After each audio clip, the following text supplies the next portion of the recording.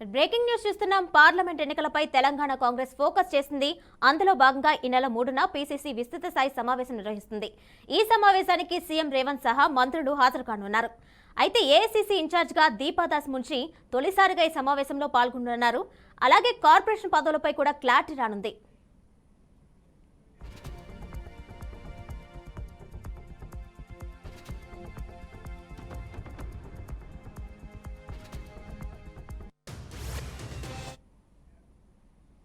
ఇక ఇదే అంశం సంబంధించి మరింత సమాచారం మా ప్రతినిధి కృష్ణవేణి అందిస్తారు. కృష్ణవేణి, చెప్పండి. పీసీసీ విస్తృత స్థాయి సమావేశం అయితే నిర్వహిస్తున్నట్టు తెలిసింది. అలాగే ఈ సమావేశానికి సీఎం రేవంత్ రెడ్డితో సహా మంత్రులు కూడా హాజరు కానున్నట్టు తెలిసింది. డీటెయిల్స్ ఇవ్వండి.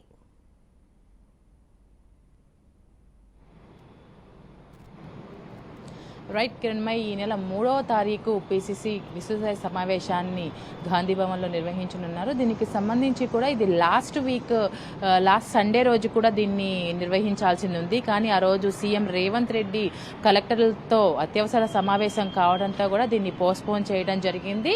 అయితే ఈ ఫస్ట్ వీక్కి దాన్ని ట్రాన్స్ఫర్ చేశారు. దీనికి సంబంధించి కూడా ఈ నెల 3వ తారీఖు పీసీసీ విస్తృత స్థాయి సమావేశాన్ని నిర్వహించనున్నారు. ఓవరాల్గా దీనికి పీసీసీ అధ్యక్షుడు సీఎం రేవంత్ రెడ్డితో పాటు మంత్రులు, ఎమ్మెల్యేలు, వర్కింగ్ ప్రెసిడెంట్లతో పాటు సీనియర్ నాయకులు కూడా దీనికి హాజరు కానున్నారు. ఎందుకంటే లోక్సభ ఎన్నికలు సమీపిస్తున్న నేపథ్యంలో రాష్ట్రంలో అనుసరించవలసిన వ్యూహాల మీద కూడా చర్చ అయితే పూర్తి స్థాయిలో జరుగుతుందని వార్తలు కూడా వినిపిస్తున్నాయి.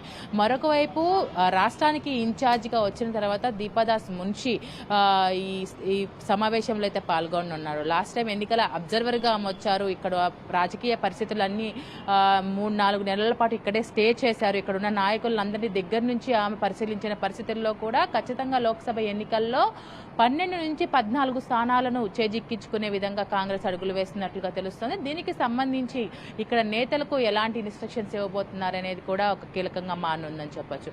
మరొక వైపు ఎన్నికలు సమీపిస్తున్న నేపథ్యంలో అధికారంలోకి వచ్చిన వెంటనే కూడా టీఎస్పీఎస్సీకి సంబంధించి జాబ్ క్యాలెండర్ను కూడా రిలీజ్ చేసింది కాంగ్రెస్. దీనికి సంబంధించి వాళ్ళ మేనిఫెస్టోలో ఏ నెలలో గ్రూప్ 1, 2, 3, 4కి సంబంధించి ఎప్పుడు డేట్ టీఎస్పీఎస్సీకి సంబంధించి కూడా ప్రక్షాళన చేయాల్సింది ఉంది. ఎందుకంటే జాబ్ క్యాలెండర్ను రిలీజ్ చేసింది, ఫిబ్రవరిలో నోటిఫికేషన్ పడాల్సింది ఉంది. దీనికి సంబంధించి కూడా చర్చ జరగనుంది. ఎందుకంటే టీఎస్పీఎస్సీకి సంబంధించి అక్కడ ఉన్న అధికారులతో సీఎం రేవంత్ రెడ్డి భేటీ అయ్యారు, మాట్లాడారు. కానీ వాళ్ళు రాజీనామాలను గవర్నర్ తమిళసై అంగీకరించని పరిస్థితి. ఎప్పుడైతే రాజీనామాలను అంగీకరిస్తే ఖచ్చితంగా వాళ్ళు టీఎస్పీఎస్సీలో జరిగిన అవకతవకల వల్ల వాళ్ళు శిక్షల అర్హులు కాకుండా పోతారు. నిజంగానే అక్కడ విద్యార్థులకు అన్యాయం జరిగేలాగా కమిటీని వేసి అక్కడ ఏం జరిగింది అని తెలుసుకొని నిజంగానే అక్కడ కరప్షన్ అవకతవకలు జరిగినట్లయితే వాళ్ళని ఖచ్చితంగా శిక్షించాలి. దీనికి వాళ్ళని ఇప్పుడు రాజీనామాలు యాక్సెప్ట్ చేస్తే వాళ్ళ ఆ శిక్షల నుంచి కొంచెం తప్పించుకునే అవకాశాలు ఉందని కూడా అటు వాళ్ళ వైపు నుంచి కూడా వస్తున్న వాదన. దీనికి సంబంధించి కూడా ఒక క్లారిటీ రావాల్సింది ఉంది. రేవంత్ రెడ్డి ఇప్పటికే అటు టీఎస్పీఎస్కి సంబంధించిన నేతలందరితో మాట్లాడారు, వాళ్ళతో రాజీనామాలు చేపించారు. కానీ ఇటు గవర్నర్ తమిళసైతో కూడా ఆయన కంటిన్యూస్ గా మీట్ అవుతూ ఉన్నారు, మాట్లాడుతూ ఉన్నారు. కొన్ని ఇంపార్టెంట్ ప్లేసెస్ ని కూడా వాళ్ళు ఫుల్ఫై చేస్తే మాత్రమే నెక్స్ట్ నోటిఫికేషన్లకు సంబంధించి ఒక స్టెప్ తీసుకునే అవకాశం ఉంది. ఈ ఎఫెక్ట్ ఏమైనా లోక్సభ ఎన్నికల మీద పడుతుందనే దాని మీద కూడా ఇటు ప్రభుత్వానికి కూడా కొంచెం ఒకంత టెన్షన్ గా నెలకొందని చెప్పొచ్చు. అంతేకాదు రాష్ట్రంలో వ్యవహరించవలసిన వ్యూహాలు ఏదైతే ఉన్నాయో బూత్ లెవెల్ దగ్గర నుంచి కూడా ప్రజలను ఈ 6 గ్యారంటీలు కావచ్చు, రైతు బంధు పడాల్సింది ఉంది. అది కొన్ని కారణాల వల్ల శ్వేతపత్రాలు రిలీజ్ చేస్తున్నారు, రాష్ట్ర ఆర్థిక పరిస్థితులు బాగలేవని చెప్తున్నారు. వీటన్నింటి మీద కూడా చర్చిస్తారు. లోక్సభ ఎన్నికల్లో ఖచ్చితంగా 12 నుంచి 14 స్థానాలను చేజిక్కించుకునే విధంగా కూడా కాంగ్రెస్ ముందుకు అడుగులు వేస్తుందని చెప్పొచ్చు.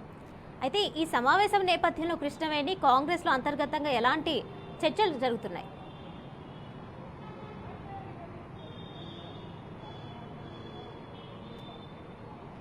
ముఖ్యంగా ఈ పీసీసీ సమావేశానికి సీఎం రేవంత్ రెడ్డి సీఎం అయిన తర్వాత పీసీసీ అధ్యక్షుడిగా ఫుల్ ఫ్లెడ్జ్డ్ గా ఇక్కడ తను టైం కేటాయించలేకపోతున్నారు. ఖచ్చితంగా కొత్త పీసీసీని ఎన్నుకుంటారు లోక్సభ ఎన్నికల ముందన వస్తున్న వార్తలకు చెక్ పెడుతూ అధిష్టానం పీసీసీగా రేవంత్ రెడ్డి లోక్సభ ఎన్నికలు అయిపోయేంత వరకు కూడా కొనసాగుతారు అని ఉత్తర్వులు జారీ చేసినట్లుగా తెలుస్తోంది. అంటే ఇది అఫీషియల్ గా రానప్పటికీ కూడా ఇంటర్నల్ గా చెప్పుకుంటున్నారు. అంతేకాదు ఇటు లోక్సభ ఎన్నికలకు సంబంధించి ఇప్పుడు ఎంపీ స్థానాలకు గాను ఆశావాహులు ఎక్కువ అవుతున్నారు. వాళ్ళని ఎలా బుజ్జగించాలి అనేది ఒక టాస్క్ గా అయితే మారింది. ఎందుకంటే పార్టీలో ముందు నుంచి కూడా చాలా మంది క్షేత్రస్థాయిలో కష్టపడ్డారు. అసెంబ్లీ ఎన్నికలకు సంబంధించి చాలా మందికి టికెట్లు దక్కని పరిస్థితి ఉంది. క్షేత్రస్థాయిలో కష్టపడ్డ వాళ్ళు రెబల్స్ గా ఆశావాహులుగా ఉన్నప్పుడు అధిష్టానం వాళ్ళకు మాట ఇచ్చింది. ముందు ఎమ్మెల్సీ ఉంది, ఇంకా ఎంపీ ఎలక్షన్స్ ఉన్నాయి, మీకు ఖచ్చితంగా పార్టీ న్యాయం చేస్తుంది అని వాళ్ళకు మాటిస్తూ వచ్చారు. అంతేకాదు బల్మూర్ వెంకట్, శివసేన లాంటి యంగ్ జనరేషన్ ఎవరైతే ఉన్నారో వీళ్ళందరికీ కూడా అధిష్టానం మాట ఇచ్చింది ఎంపీ ఎలక్షన్స్ లో వాళ్ళకు సముచిత స్నానం కల్పిస్తామని. అంతేకాదు సీనియర్స్ తరపు నుంచి ఓడిపోయిన వాళ్ళు ఎవరైతే ఉన్నారో వాళ్ళకు ముందే చెప్పింది అసెంబ్లీ ఎలక్షన్స్ లో ఖచ్చితంగా మీరు ఓడిపోతే మళ్ళీ మీరు పార్టీ నుంచి టికెట్ ను ఎక్స్పెక్ట్ చేయొద్దు అని వాళ్ళకు చెప్తూనే అసెంబ్లీ ఎన్నికల్లో తమకు టికెట్ కేటాయించింది. కానీ అటు మధు యాష్కి, జగ్గారెడ్డి లాంటి సీనియర్ లీడర్లే ఖచ్చితంగా గెలుస్తాయన్న సీట్లు కూడా ఓడిపోవటం పార్టీకి ఒక డిసప్పాయింట్మెంట్ అయినప్పటికీ కూడా మళ్ళీ వీళ్ళు పార్టీలో ఎంపీ టికెట్లను అట్లా ఎమ్మెల్సీ స్థానాలను కూడా ఎక్స్పెక్ట్ చేస్తున్న పరిస్థితుల్లో వీళ్ళందరినీ బుజ్జగించడానికి ఇటు ఇక్కడున్న రాజకీయ పరిస్థితులను కూడా చక్కదిద్దడానికి దీపదాస్ మున్షిని ఇన్ఛార్జ్ గా వేశారు. ఖచ్చితంగా లోక్సభ ఎన్నికలంటే పార్టీ ఎజెండాలు ఎన్నికల ఎజెండా ఖచ్చితంగా నేషనల్ స్థాయిలో ఉంటుంది. ఆర్టికల్ 360 కావచ్చు, జమ్మూ కాశ్మీర్ స్పెషల్ స్టేటస్ కావచ్చు, ఇలాంటివన్నీ ఉంటాయి. వీటన్నింటినీ ఎదుర్కోవడానికి ఇక్కడ ఎవరైతే ఎంపీ ఎలక్షన్ కు సంబంధించి రెబల్స్ గా మారారంటే అది వెనువెంటనే అటు అధిష్టానంతో డైరెక్ట్ గా కాల్ చేసి మాట్లాడటానికి కావచ్చు, పార్టీలో ఉన్న అంతర్గత కలహాలను తొలగిస్తూ రెబల్స్ ని రాకుండా టికెట్లను కేటాయించాలి. ఖచ్చితంగా అసెంబ్లీ ఎన్నికల కంటే కూడా కొంత బెటర్ గానే, ఎందుకంటే గవర్నమెంట్ ఏర్పడింది, గవర్నమెంట్ కి పార్టీకి మధ్య సమన్వయాన్ని కుదురుస్తూనే మరొక వైపు ఎన్నికల్లో పార్టీల్లో కార్యకర్తలు అందరినీ మోటివేట్ చేసుకుంటూ ముందుకు తీసుకెళ్లాలి.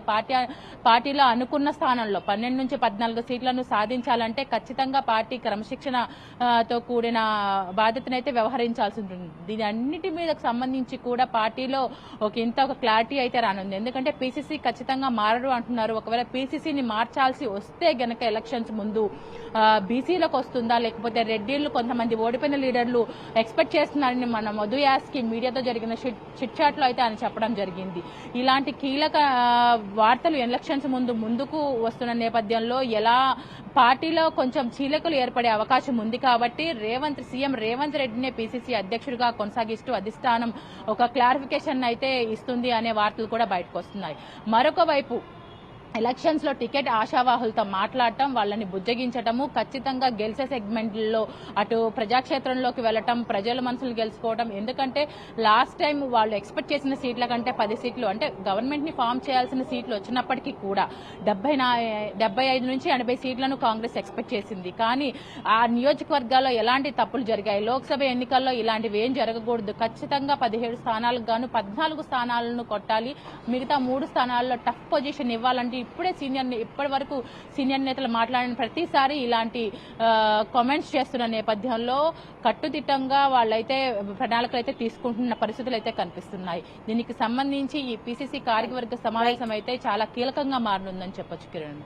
Right Krishnaveni, thank you.